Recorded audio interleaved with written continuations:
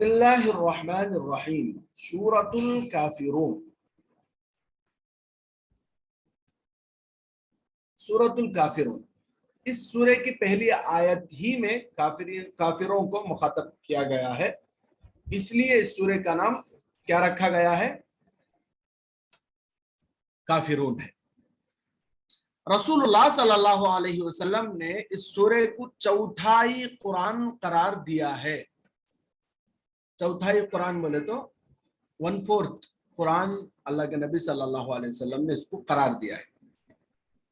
دیکھیے حدیث، حضرت زید بن حارثہ رضی اللہ عنہ کے بھائی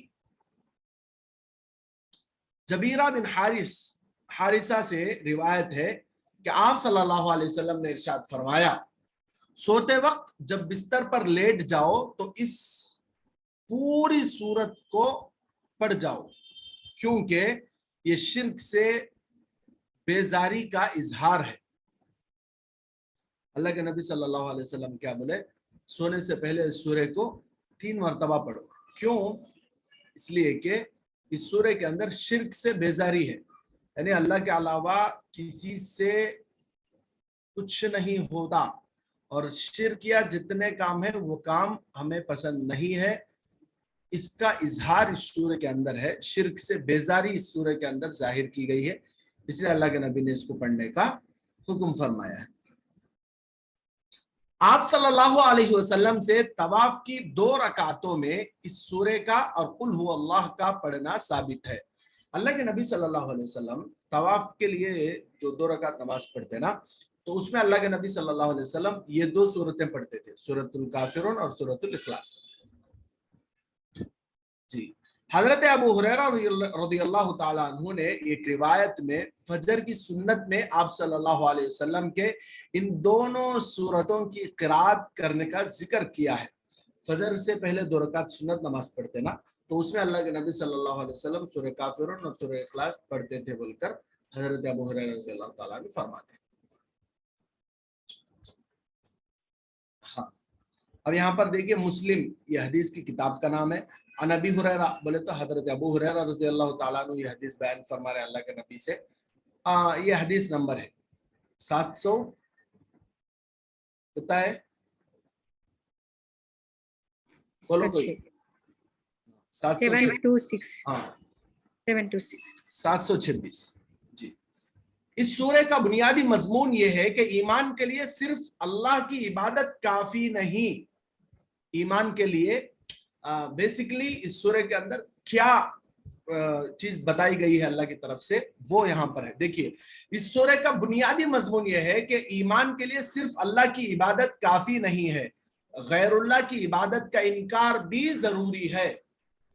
خالی اللہ کی عبادت کرے تو کام نہیں چلتا، ساتھ میں غیر اللہ کا انکار بھی کرنا۔ اللہ سے سب کچھ ہوتا، کسی سے کچھ نہیں ہوتا، یہ دل و جان سے ماننا ضروری ہے۔ توحید اور شرک یہ دونوں چیزیں جمع نہیں ہو سکتی۔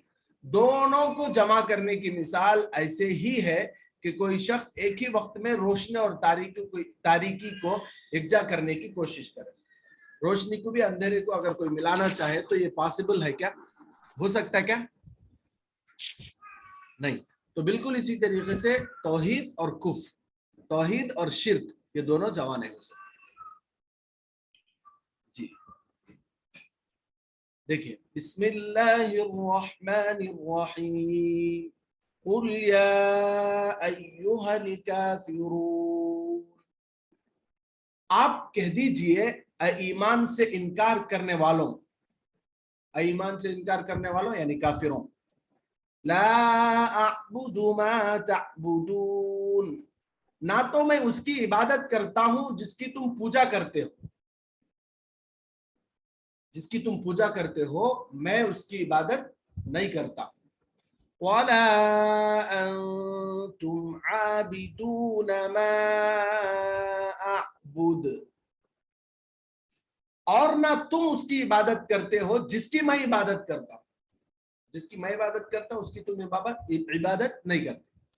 وَلَا أَنَا عَابِدٌ مَا عَبَدتُّمْ، آگے اللہ فرما رہے اور آئندہ بھی نہ میں اس کی عبادت کروں گا جس کو تم پوچھتے ہو. اللہ تعالیٰ ہم سے یہ کہلوا رہے آئندہ بھی فیوچر میں بھی میں اس کی عبادت نہیں کروں گا جس کی تم عبادت کر رہے ہو, جس کی تم پوجا کر رہے ہو.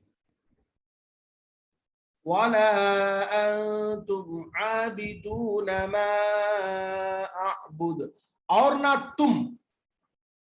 موجودہ صورتحال کے اعتبار سے بولے تو اس وقت کا پریزنٹ جو سچویشن تھا اس سچویشن کے حساب سے اللہ کے نبی سے اللہ تعالیٰ یہ کہلوا رہے ہیں, اور نہ تم اس خدا کی عبادت کرنے والے ہو جس کی میں عبادت کرتا ہوں.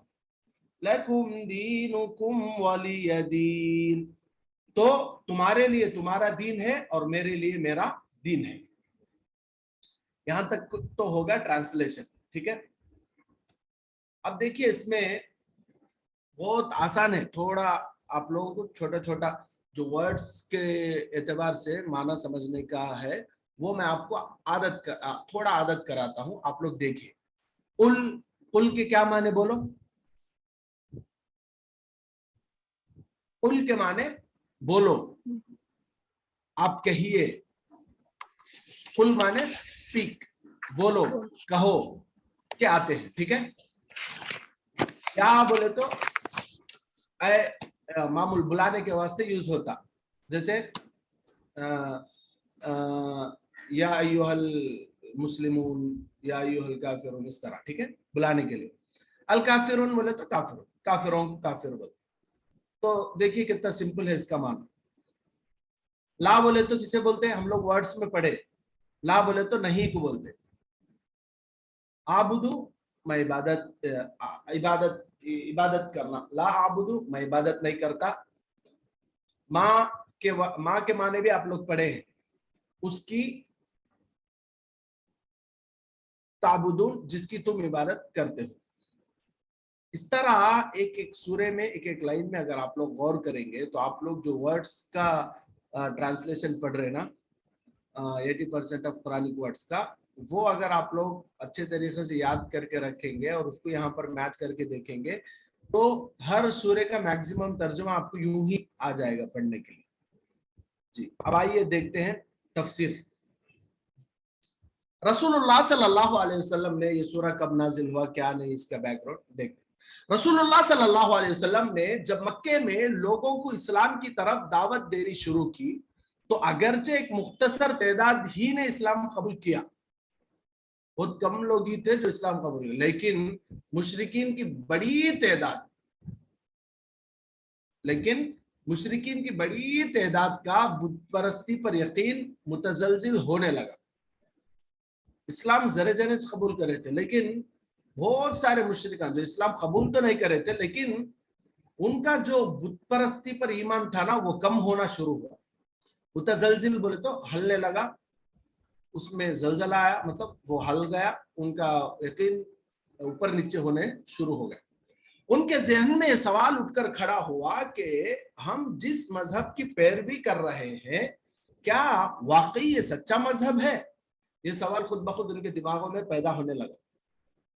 مکے کے سرداروں نے جب یہ صورتحال دیکھی, جب یہ سچویشن دیکھے, سچویشن تو مسلمانوں پر ایذا رسانی کے سارے ہتھیار آزمانے لگے. ایذا مینس تکلیف, رسانی پہنچانا, ایذا رسانی تکلیف پہنچانا, تکلیف پہنچانے کے سارے ہتھیار آزمانے لگے. ہر ایک بھی ان کے اوپر ایکسپیرمنٹ کرنا شروع کر ڈالے. مگر تب انہوں نے تجربہ کر لیا کہ ایمان کا نشہ ایسا نشہ ہے جو اترتا, یعنی ایسا خطرناک نشہ ہے کہ جب کسی کے دل میں ایمان بس جاتا ہے تو وہ اترتا نہیں. تو اب انہوں نے لالچ, ترغیب اور مصالحت کا طریقہ اختیار کرنے کی کوشش کی. اب انہوں کیا کرے بولے تو ڈائریکٹ مار کو, ڈرا کو, سب ٹرائی کر ڈالے. نہیں, اب اس سے کام نہیں ہو رہا, تو اب کیا کرے؟ سیکنڈ سٹیپ, اب ذرا اتر کو آ کو کیا کرے, لالچ دینے لگے. اب اس کے بعد کیا, لالچ کے بعد اور ایک ہتھیار کے, اب بھی ذرا اتر کو آئے, لالچ بھی قبول نہیں کرے. तो अब भी जरा उतर को आपका क्या करती, मसालहत, कॉम्प्रोमाइजिंग के लिए तरगीब देना शुरू करें, क्या बोलकर।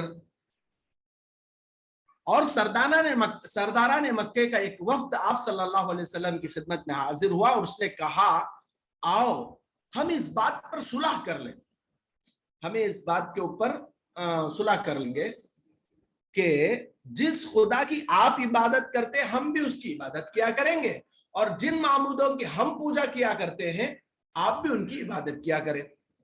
क्या हमें बैठ को पंचा तोड़ लेंगे, कहीं को चुपके एक काम करेंगे, हमें तुम्हारे खुदा की इबादत करते हैं, तुम्हें हमारे खुदा की इबादत करो, ऐसा हमें कॉम्प्रोमाइज कर लेंगे। अच्छा, ये बोलने लगे। और तमाम उमूर में, उमूर मतलब कामों में, तमाम कामों में एक दूसरे के शरीक हो जाएंगे, मिल जाएंगे। तो तुम जिस मजहब को लेकर आए हो अगर उसमें खैर होगी तो हमारी भी उसमें शिरकत हो जाएगी और उसमें से हमें हमारा हिस्सा मिल जाएगा, और हम जिस मजहब पर अमल पैरा हैं यानी अमल कर रहे हैं अगर उसमें खैर हो तो तुम उसमें से अपना हिस्सा पालोगे। इसी मौके पर यह सूरत नाजिल हुई। क्या बोलकर आए, काम करेंगे, तुम्हें जो मजहब पर चलती उसमें से अगर कोई चीज अच्छी है तो उसके ऊपर हमें अमल कर लेते, और हमें जिस मजहब पर चलती उसमें से अगर कोई चीज अच्छी है तो उस पर तुम्हें अमल करना। जैसे आजकल भी क्या है, ऐसा भी मुसलमानों को क्या है गुमराह किया जा रहा है। मुसलमानों को क्या बोल रहे, सेकुलरिज्म। सेकुलरिज्म देखिए, सेकुलरिज्म गलत नहीं है, लेकिन हमें अपने मजहबी अकायद में मजबूती के साथ उनका साथ देना, उनके साथ लेन देन करना, वो सब जायज है। ऐसा नहीं है कि हमें उनके साथ इतना कॉम्प्रोमाइज हो गए कि तौहीद में डगमगा गए, शिर्क करने लग गए, कुफ्र करने लग गए। नहीं, ये इस्लाम नहीं सिखाता। साफ तौर पर उस वक्त ये आयत नाजिल हुई जब अल्लाह के नबी के साथ वो लोग ये डील करने के लिए आए थे। जैसा कि हजरत अब्दुल्ला इब्न अब्बास रज़ी अल्लाह ताला अन्हु से नकल किया गया है। हजरत अब्दुल्ला इब्न अब्बास ही की एक और रिवायत में है कि उन्होंने इबादत को साल में तकसीम करने को कहा। एक साल आप हमारे माबूद लात और उज़्ज़ा की इबादत करें। लात और उज़्ज़ा, लात व उज़्ज़ा ये उनके माबूद थे, उनके खुदा थे, और एक साल हम सब मिलकर आपके खुदा की इबादत करेंगे। ये डील उन्होंने लेकर आए थे। तो अल्लाह की तरफ से उस वक्त ये आयत, ये सूरा नाजिल हुई। समझ में आ रही बात समझ में आ रही आप लोगों को? हाँ जी जी। जाहिर है कि ये बात नाकाबिल कबूल थी। जैसे एक चीज बैक वक्त सफेद और सियाह नहीं हो सकती। एक चीज मैं मिसाल के तौर पर ये मैं आपको बता रहा हूं ये ब्लैक है और मैं बोल रहा हूं कि ये ब्लैक भी है व्हाइट भी है, तो ये पॉसिबल नहीं है। ब्लैक भी रहना वॉच टाइप वॉच यानी वही चीज उसी वक्त व्हाइट भी होना। जिस तरह अंधेरा और उजाला एक वक्त एक जगह जमा नहीं हो सकता, बिल्कुल इसी तरीके से तौहीद और शिर्क जमा नहीं हो सकता। इसी तरह यह भी मुमकिन नहीं कि एक शख्स बैक वक्त यानी इक्कीच वक्त तौहीद का कायल भी और शिर्क का मुर्तकिब भी नहीं। अलबत्ता कुरान मजीद ने एक ऐसे समाज के लिए जिसमें मुख्तलिफ मज़ाहिब के मानने वाले लोग हों, सुलह का एक दूसरा फार्मूला पेश किया। इस्लाम में क्या है, ऐसा नहीं है हमें शिर्क का कॉम्प्रोमाइज का मतलब शिर्क करने लग गए, कुफ्र करने लग गए और अपने मजहब, अपने अकायद को, अपने सब कुछ, अपने बिलीफ्स को, अपनी इबादतों को सब कुछ छोड़कर कॉम्प्रोमाइज हो गए। ये नहीं है। इस्लाम में दूसरा फार्मूला है कॉम्प्रोमाइज का। क्या है देखिए, इस्लाम सुलह का एक दूसरा फार्मूला पेश किया। वो फार्मूला क्या है कि जो गिरोह तौहीद पर यकीन रखता हो, जो ग्रुप तौहीद पर यानी एक अल्लाह पर यकीन रखता हो, वो एक अल्लाह की इबादत किया करे, और जो शिर्क पर कायम हो, मुसलमानों का काम ये है कि वो उसमें जबरदस्ती ना करें। अब कोई है जो मुसलमान नहीं है तो मुसलमानों की इस बात की इजाजत नहीं है कि मुसलमान जाकर उस पर जबरदस्ती करे कि नहीं तेरे को इस्लाम कबूल करना चाहिए, नहीं, इसकी इस्लाम में इजाजत नहीं। उनको उनके मजहब पर अमल करने दें, زندگی کے دوسرے مسائل میں بھی مسلمان اپنے دین یعنی اپنے مذہبی طور اور طریق پر عمل کریں اور دوسرے مذہب کے لوگ اپنے طریق پر عمل کریں. چنانچہ مسلمانوں نے ہمیشہ اپنا طریقہ کار یہی رکھا. اسلام میں کیا ہے کہ دیکھو ہمیں ہمارے اس پر عمل کر لیتے تمہارے اس پر عمل کرو, اس میں کیا کوئی مسئلہ نہیں ہے. ہمیں تم نہ زبردستی کرتے تمہیں ہم نہ زبردستی نہیں کر سکتے. یہ کلیئر کٹ طریقہ صلح کا کمپرومائز کا اسلام میں ہے. رسول اللہ صلی اللہ علیہ وسلم جب مدینہ تشریف لے گئے تو انہی اصولوں پر آج صلی اللہ علیہ وسلم نے مسلمان اور یہودی قبائل کے درمیان معاہدہ کرایا, ڈیل کرائی. مسلمانوں کے درمیان اور یہودی قبائل ان کے قبیلوں کے درمیان اللہ کے نبی ایسا ڈیل کرے. کیا بول کر کہ آپ کے مذہب پر عمل کرو, ہم اپنے مذہب پر عمل کرتے, ہم آپ کو زبردستی نہیں کریں گے, آپ ہمیں زبردستی نہیں کر سکتے. اور فقہا نے بھی مسلمان ملک میں بسنے والے غیر مسلم اقلیتوں مطلب مائنورٹیز جو مسلم کنٹریز میں جو نان مسلمز رہتے, آپ کو یہ بات واضح ہے کہ مسلم کنٹری مینز مسلم میجارٹی کنٹری, مسلم میجارٹی رہتی وہاں. ادر ریلیجنس کے جو لوگ رہتے, دوسرے مذہب کے جو لوگ رہتے وہ وہاں پر مائنورٹیز ہیں. تو آج بھی اسی فارمولے پر عمل کرتے ہوئے اسی اصول کو اختیار کیا گیا. ان کو اپنے مذہب پر عمل کرنے کی آزادی ہوگی. انہوں مسلم کنٹری میں ہیں تو مسلم بن جانا کیا بھی ضروری نہیں ہے, انہوں ان کے مذہب پر عمل کر لے سکتے, انہوں مسلم کنٹری میں رہ سکتے. ایسا ہے نا, بہت سارے غیر مسلم ہمارے یہاں آندھرا تلنگانہ سے, ہمارے انڈیا سے جا کر وہاں پر سعودی میں, کویت میں, دبئی میں جا کر آرام سے سالوں سے بڑی بڑی کمپنیاں چلا رہے, زبردست کما رہے, کھا رہے, سب کچھ کر رہے. وہاں پر ان کو کوئی یہ نہیں کہہ رہا ہے گورنمنٹ کی طرف سے یا پھر کسی مسلمان کی طرف سے ان پر زبردستی نہیں ہو رہی ہے, ان کو پکڑ کر مار کر کلمہ نہیں پڑھا جا رہا, ان کو زبردستی مسلمان نہیں بنایا جا رہا. یہ اسلام اس طرح کی بیکار اور سمجھ میں نہیں آنے والی چیزیں سکھاتا ہی نہیں. یہ تو وہ لوگ کریں گے جن کے پاس اپنی مذہب کی تعلیمات نہ ہو یا پھر جن کے پاس جو کسی مذہب پر واقعتاً عمل کرنے والے نہ ہو. ان لوگوں کے کام ہے کہ کوئی کسی کو زبردستی مار کر کسی مذہب کے لیے مجبور کیا جائے. جی دیکھیے, کثیر مذہبی سماج کے لیے اس سے زیادہ موزون, مطلب موزون بولے تو برابر, کوئی صورت نہیں ہو سکتی. اس سے اچھا کوئی فارمولا ہو سکتا ہے کیا ڈیل کا, اچھا مل جل کو رہنے کا؟ تو تمہیں تمہارے مذہب پر عمل کرو, ہمیں ہمارے مذہب پر عمل کرتے, ہمیں تم نہ زبردستی نہیں کرتے, تمہیں ہم نہ زبردستی نہیں کرنا. کتنا بہترین فارمولا ہے. آج کل مغربی مفکرین اس اصول کو مغرب کی دین قرار دیتے ہیں. مغربی مفکرین بولے تو یہ انگریزان جو ہے نا, جو انگریز اسکالرس ہے, وہ لوگ کیا بولتے بولے تو یہ جو freedom of thought, freedom of religion, یہ جو ہے یہ انہوں دیے بول کر انہوں سمجھتے ہیں, مگر یہ غلط ہے. مگر یہ بات کیا ہے, غلط ہے. جس وقت دنیا میں عیسائی اقوام یہودیوں پر ظلم اور ستم کے پہاڑ ڈھا رہی تھی, اور جب خود عیسائی فرقوں میں ان لوگوں کو زندہ جلانے کی سزا دی جا رہی تھی جو حضرت عیسیٰ کو خدا کا بیٹا ماننے کو تیار نہیں تھے, اس وقت اسلام نے مذہبی رواداری کا یہ تصور پیش کیا. یہ کب سے ہے؟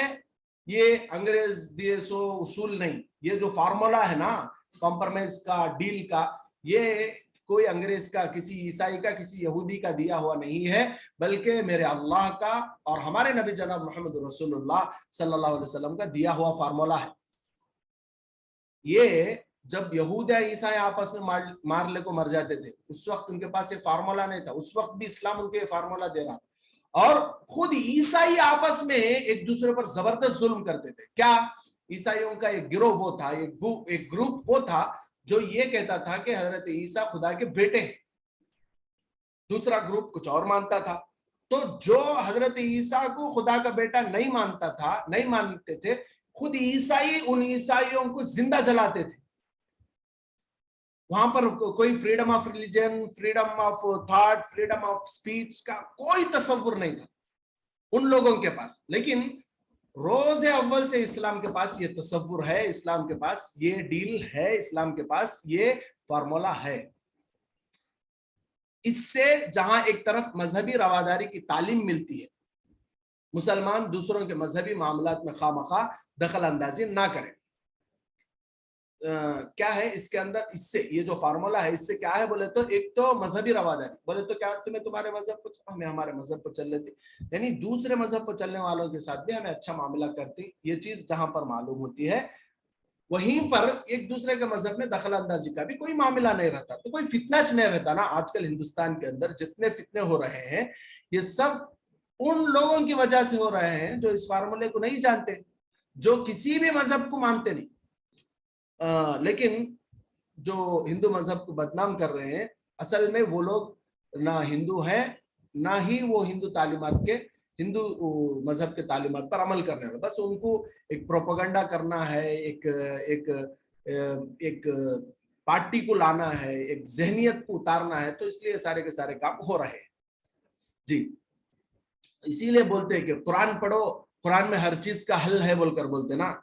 आज के जो सिचुएशंस है हमारे कंट्री के, हमारे मुल्क के, वो सारे के सारे कुरान के अंदर उसके हल हम ना कुरान के अंदर अल्हम्दुलिल्लाह अल्लाह ताला 1400 साल बाद भी हमें कुरान के अंदर अल्लाह ताला दे रहा है। इसीलिए फरमाते हैं कि कुरान पढ़ो, कुरान को समझो, इसमें हर चीज का हल है अल्हम्दुलिल्लाह। अच्छा जी, देखिए वहीं एक दूसरी तालीम, ये फार्मूले से और एक तालीम क्या मिलती है कि रवादारी का मतलब ये नहीं, उनके साथ अच्छा रहने का मतलब ये नहीं कि हम अपनी शनाख्त खो दें, हमें अपनी पहचानी खो डालना ये नहीं है, और दूसरों के रंग में रंग जाएं, और अपने दीन और अपनी दीनी शनाख्त पर कायम रहते हुए दूसरे अहले मगरिब के मामले में छेड़खानी से बचना रवादारी है। रवादारी उनके साथ अच्छा सुलूक बोले तो क्या कहते हो, हमें हमारा मजहब को छोड़ डाल को, हमें एक अल्लाह बोल को बोलने का छोड़ डाल को, जाको तुम्हें कैसा बोले वैसा, तुम्हें घंटा बजाते हमें भी घंटा बजाते, तुम्हें कोई एक बिलीव रखते तो हमें भी वो बिलीव रखते, ये नहीं है। हमें हमारे मजहब को अमल करते हुए, उनको उनके मजहब पर अमल करने देते हुए उनके साथ अच्छा सुलूक करना, ये इस्लामिक फार्मूला है, ये इस्लाम और कुरान हमें सिखाता है। पूरा हमारा छोड़ डाल उनके साथ जाना ये रवादारी नहीं है, बल्कि ये एक धोखा है शैतानी का। अफसोस कि आजकल बाज मुसलमान रवादारी के नाम पर, अफसोस के बाज मुसलमान रवादारी के नाम पर, मतलब अच्छा मामला करना, मिलको रहना के नाम पर गैर इस्लामी शाइर को इख्तियार करने लगते हैं। वो लोगों को तो धोखा दे सकते हैं, अल्लाह को धोखा नहीं दे सकते। बस जरे मुसलमान स्कॉलर्स हम लोग देखते, स्कॉलर्स या फिर मुस्लिम लीडर्स या फिर बाज मुसलमानों के सो कॉल्ड स्पीकर्स, उन्होंने क्या करते, जैसे अभी पिछले सालों में हम लोग देखे तारिक फतेह बोलकर एक फितना, एक खतरनाक किस्म का मलून आ रहा था जी टीवी पर, और वो इस मुसलमान अपना नाम रख के पूरे गैर इस्लामी चीजें वो मुसलमानों को बताते। और तो इस तरह बहुत सारे लोग आजकल क्या है, सोशल मीडिया जब से ज्यादा हो गया उस वक्त से इस तरह के बहुत सारे लोग हैं जो मुसलमानों को धोखा देते हैं। मुसलमानों को ये कहते हैं कि सेक्युलर कंट्री है तो सेक्युलरिज्म के साथ रहना, तो उसका मतलब ये है कि यहाँ पर घंटा बजाते हैं तो हम भी घंटा बजाएं, यहाँ पर पूजा करते हैं तो हम भी पूजा करें। ये नहीं है, ये नहीं है। सेक्युलरिज्म का मतलब ये है कि उनको उनके मजहब पर अमल करने का पूरा फ्रीडम हो और हमें अपने मजहब पर अमल करने का फ्रीडम हो। हम उनसे छेड़खानी नहीं करेंगे, वो हमसे छेड़खानी नहीं करेंगे, हम उनके साथ अच्छा रहेंगे, वो हमके साथ हमारे साथ अच्छा रहेंगे। ये है असल में। अच्छा, तो जो लोग ऐसा करते हैं मुसलमानों को तो धोखा से दे सकते हैं, लेकिन अल्लाह को धोखा वो लोग नहीं दे सकते। अल्लाह दिल की बातों को जानता है। इस सूरह के बिल्कुल शुरू में मुशरिकीन मक्का को काफिरों के लफ्ज से मुखातब किया गया है, लेकिन तफसीर, हदीस या सीरत की किताबों में कहीं ये बात नहीं मिलती कि उन्होंने इस पर कोई एहतजाज किया हो। एहतजाज बोले तो कोई प्रोटेस्ट, कोई इसके अगेंस्ट में वो लोग, यानी जब मुशरिकों को अल्लाह ताला काफिरों के लफ्ज से मुखातब करा उनको, तो वो लोग कभी भी इसको अपोज करे नहीं। इसका मतलब ये है कि उनको ये ताबीर नागवार नहीं गुजरती थी। یہ تعبیر مطلب یہ بولنے کا انداز، یہ سینٹینس ان کو ناگوار نہیں گزرتی تھی، کیونکہ کافر ایسے شخص کو کہتے ہیں جو عقیدہ توحید کا انکار کرتا ہو۔ کافر کسے بولتے ہیں؟ جو ایک اللہ کے بیلیف کو نہ مانتا، اس کا انکار کرتا۔ تو جو شخص توحید کا منکر ہو، اگر اس کو کافر کہا جائے تو اس میں اس کی کوئی توہین نہیں، توہین بولے تو بے عزتی نہیں۔ آج کل بعض غیر مسلم یہ سمجھتے ہیں کہ کافر کہہ کے ان کی توہین کی جاتی ہے، حالانکہ جو شخص عقیدہ توحید کا انکار کرتا ہو اسے کافر کہنے میں کوئی اہانت، کوئی بے عزتی نہیں ہے، وہ آٹومیٹک کافر ہے، تو اس کا نام کافر ہی کہیں گے۔ تو یہ سورہ کافرون ہے جس کا ترجمہ اور تفسیر میں آپ کے سامنے پیش کیا، اور امید کرتا ہوں کہ آپ کو سمجھ میں آ گیا ہے، یا کوئی ڈاؤٹ ہو تو پوچھ سکتے۔